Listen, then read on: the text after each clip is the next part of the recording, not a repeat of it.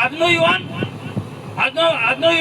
24 વર્ષે તીર કાંટાના બદલે બોટલ લઈને ફરે છે. એ કઈ દિશા તરફ જઈ રહ્યો છે? તો બિરસા મુંડાએ કહ્યું છે વ્યસન મુક્ત થવું પડશે. આદિવાસી સમાજે વ્યસન મુક્ત થવું છે. કમલેશભાઈ બરોબર છે ને? વ્યસન મુક્ત થવું પડશે. આદિવાસી સમાજ હશે કોઈ પણ સમાજે, જે આદિવાસી સમાજ વ્યસનમાં સપડાયેલો છે એની હું દશા થાય તમે જોજો. કેટલાક ગામોમાં બહેનો વિધવા થઈ ગઈ, જુવાન દીકરી આજે વિધવા થઈ જાય, એની શું દુઃખ થાય છે તેને કોઈ વિચાર્યું? દારૂના અડ્ડા ચલાવનાર વિચાર્યું છે આવું? મોટા કન્ટેનરો ગામોમાં ઉતારે છે, એ લોકો કોઈ દિવસ એવું વિચાર્યું છે?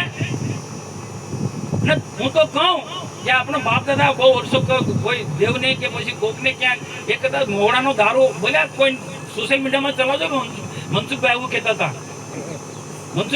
હતા, કોઈ પ્રસંગ હોય, કોઈ વાર તહેવાર હોય, કોઈ દેવને ચડાવવું હોય દારૂ, તો ઘરે મોહરાનું બનાવો ને તેનો પ્રસાદી તરીકે લો. તો આ મારા છે એવું ના કહેવાય, પણ મારા તરફથી થોડું છૂટ આપું, કારણ કે બધું બંધ નથી થવાનું.